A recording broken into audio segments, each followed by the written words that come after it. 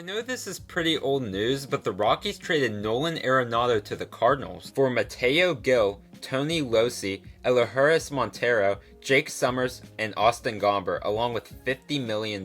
Now, as you can tell in the title of this video, this was a horrible trade by the Rockies. So let me show you guys a small breakdown of the guys that the Rockies did get from this. The first guy the Rockies got was Mateo Gil, who's pretty much a weak-hitting middle infielder. He's still young at the age of 20, but he hardly has much upside. Another guy that the Rockies got was Tony Locey. He was a third-round pick from Georgia just a couple years ago, but he'll most likely be a future relief pitcher. He could crack the rotation someday, but I really feel he's a relief pitcher. The Rockies got Elehuris Montero, and he's a third baseman who was the only person going to the Rockies that was actually a top prospect at some point. Montero was the 81st best prospect according to Baseball America going into 2019, but he went unranked going into 2020, and I'll show you why. I'll show you his 2018 season and his 2019 season, and it's a huge difference. He really slumped in 2019, and I can't believe that the Rockies were willing to take a chance on him. I don't know, maybe he could bounce back and replace Nolan Arenado at third base, but really I don't see that happening. And another pitcher that the Rockies got was Jake Summers, and he's another starting pitcher who will most likely be a future relief pitcher. He didn't really do too well as a starting pitcher in college, and I just don't see that as a fit for the Rockies, especially with how bad their pitchers are because of the high altitude. And lastly, the Rockies got Austin Gomber, and I think he's the best player that they got here. He's probably going to be in the rotation this year,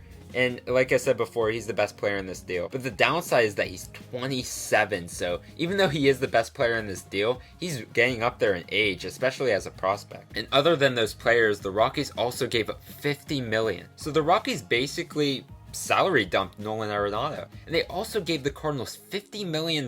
Now I forget how many years that $50 million is going into, but that's still a lot of money. And I'm assuming the Cardinals are going to use that to pay off for some of Nolan Arenado's contract. But of all the guys that I show you, were they really worth giving up Nolan Arenado? Now I know that Arenado wanted a trade, but if there was a possibility that you could have waited until the trade deadline of 2021, I don't see why the Rockies didn't do that. Because Nolan Arenado is a franchise guy for the Rockies. He led the National League in homers 3 different times. In my opinion, he's a top 3 hitting third baseman in the league. He did have a down year in 2020, but so many other people did. You look at Cody Bellinger and Christian Yelich, they're still amongst the best in the MLB. But they struggled, so if Nolan Arenado struggled, I don't see that as much of a difference. And again, if they were able to hold him until the deadline, which I'm not sure, they should have done that. So now we got into that part of everything, let's just see how much this holds the Rockies back. So whenever you're a baseball team and you're not good like the Rockies and you're trying to give up a really good guy, you need to go after the best guys that you can get. And if you don't see a trade working, you just don't do the trade. And the Rockies were gifted with such a valuable player. Like you see, they gave him over a $250 million extension. But the Rockies were just not winning games. They spent so much money on free agents that just didn't work out. They spent money on Wade Davis, Jake McGee, Mike Dunn, and they were all horrible. And they gave a lot of money to Ian Desmond whenever they could have gotten maybe a Carlos Santana at first base. Ian Desmond was good at the time,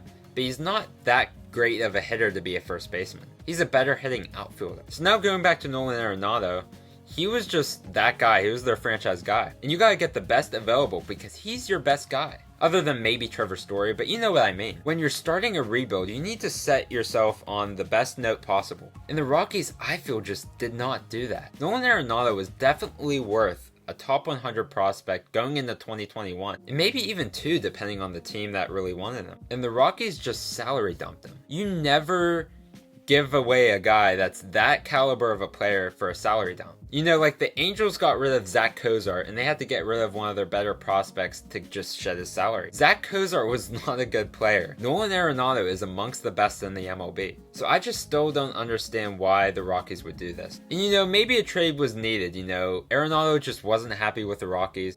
I understand, but you can never settle. And for the Cardinals, congratulations. Paul Goldschmidt was really only the true power bat the Cardinals have had in a bit. And even Goldschmidt's not fully up to his potential right now. Now they have Arenado at a position they kind of need. And they get $50 million back, and they don't get rid of that many great prospects. You know, Austin Gomber, the guy that I said was the best player that the Rockies got, he's not even going to make a rotation spot with the Cardinals. Like, the Cardinals got rid of players that had no future with them. And now the Cardinals have Arenado for almost as much as they want. And the reason why this sets the Rockies back is, again, the prospects have no note right now.